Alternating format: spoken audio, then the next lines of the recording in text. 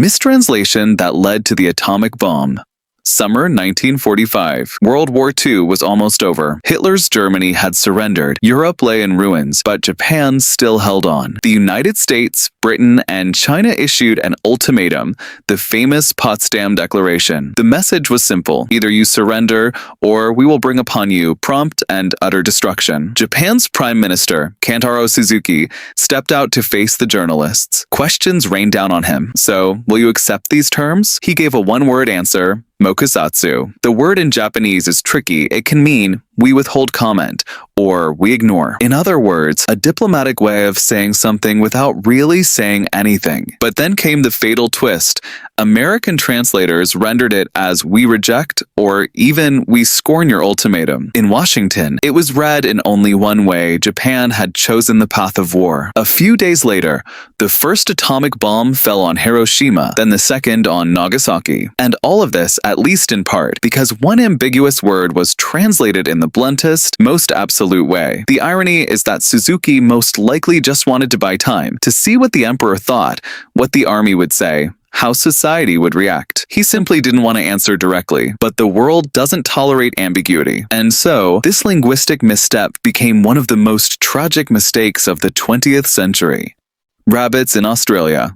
The year was 1859. An ordinary English settler named Thomas Austin brought a few dozen rabbits to his estate in Victoria. To him, it seemed like harmless fun, just like back home in England. He thought it would bring life to the wilderness of the new continent. But Australia was a completely different world. Its plants and animals had no defense against an invasion of fast-breeding creatures. Predators that could have kept the rabbits in check were practically non-existent. Within a few decades, those cute little animals had become a national curse. Their population exploded into the hundreds of millions, and they were literally eating the continent bare. Fields, pastures, even roots of the grass. Australians tried everything: hunting, traps, even building rabbit-proof fences, thousands of kilometers of wire barriers meant to hold back the furry tide. Nothing worked. The rabbits proved faster, smarter, and tougher than anyone expected. Even today, rabbits are considered enemy number one in Australia, and the government still spends millions trying to keep their numbers under control. The Great Radio Panic.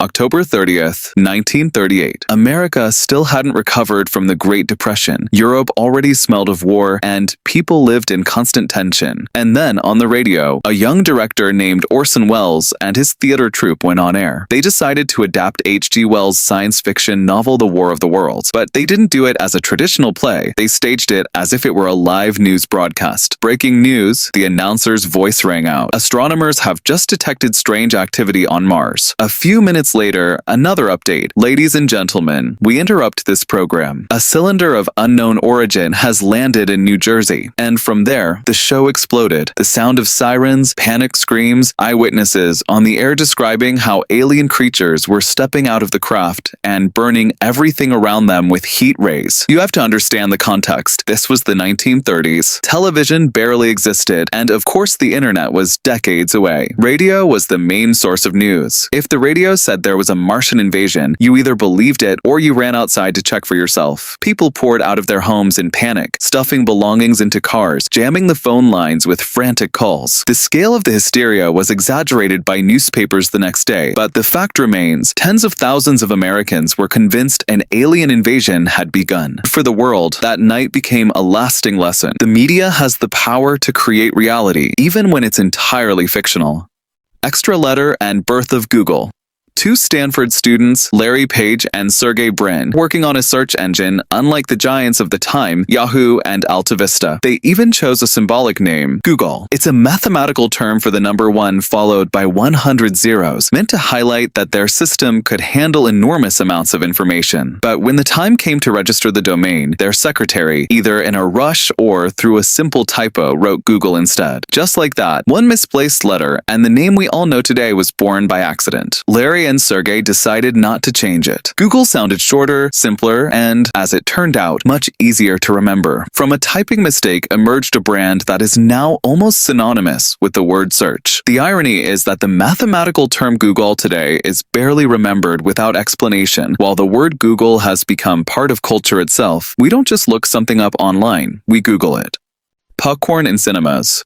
Today, it's hard to imagine going to the movies without popcorn, but 100 years ago, that pairing seemed almost unthinkable. Movie theater owners in the early 20th century openly despised popcorn. It was considered cheap street food that didn't belong in elegant halls. People came to the movies in suits and evening gowns, and the smell of roasted corn, in the owner's opinion, would ruin the atmosphere. Then came the Great Depression. People had little money, movie tickets became a luxury, and the entire industry started to decline. Against this backdrop, street vendors began showing up outside theaters, roasting corn right at the entrance. For just a few pennies, moviegoers could buy a bag of popcorn and take it inside with them. And then something unexpected happened. Popcorn didn't drive people away, it made going to the movies even more enjoyable. Crunchy, aromatic, and above all cheap, it became a symbol of small comfort in hard times. Theater owners quickly realized they could make money not only from tickets, but also from snacks. Soon, popcorn sales were officially allowed inside.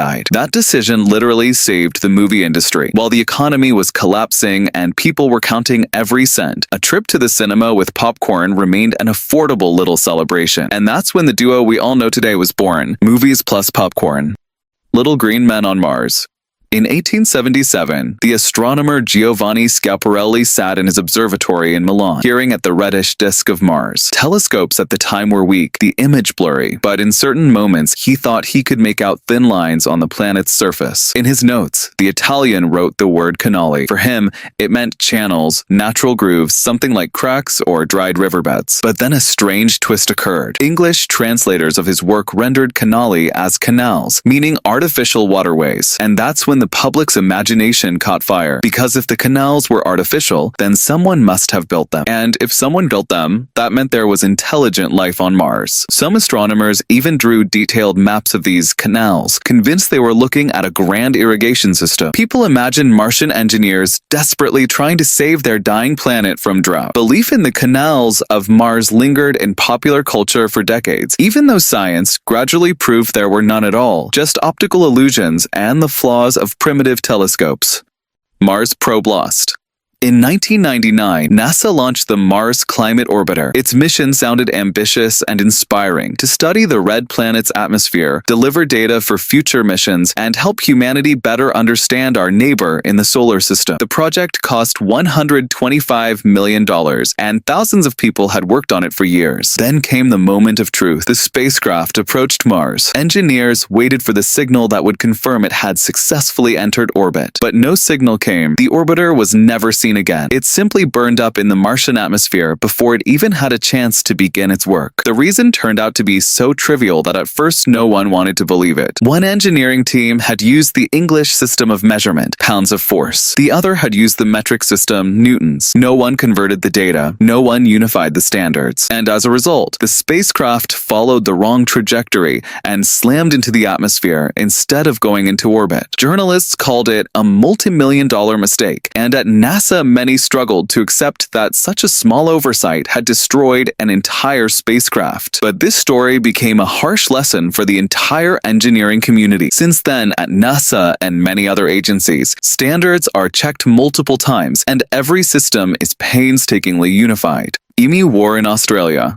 1932, Australia. The country had only recently emerged from World War I and was now grappling with the Great Depression. Farmers in Western Australia were struggling to survive by growing wheat, but a new disaster awaited them: armies of emus. These enormous, fast, and incredibly resilient birds began migrating en masse from the arid inland regions toward the coast, where food and water were more plentiful, and they marched straight onto farmland. For the people, it looked like a genuine invasion. Thousands of birds devouring crops, trampling fields, and making any attempt at agriculture seem hopeless. The farmers sounded the alarm and appealed to the government, and the government responded as if it were war. Soldiers armed with Lewis machine guns were sent to the region, convinced that wiping out flocks of birds would be quick and easy. But things went very differently. Emus could run at speeds of up to 50 kilometers per hour. They scattered into small groups, and the machine guns proved almost useless. Even when the soldiers fired off hundreds of rounds, most of the birds escaped, only to return to the fields again. Newspapers soon began to mock the situation. The army loses the battle to birds. Within a few weeks, the campaign was called off. The so-called Emu War ended in humiliating defeat for the humans. The episode became legend. History books remember it as one of the most absurd conflicts of the 20th century, and the emus themselves, tough, tireless, and unyielding, became a symbol of nature's ability to remind humanity of its limits.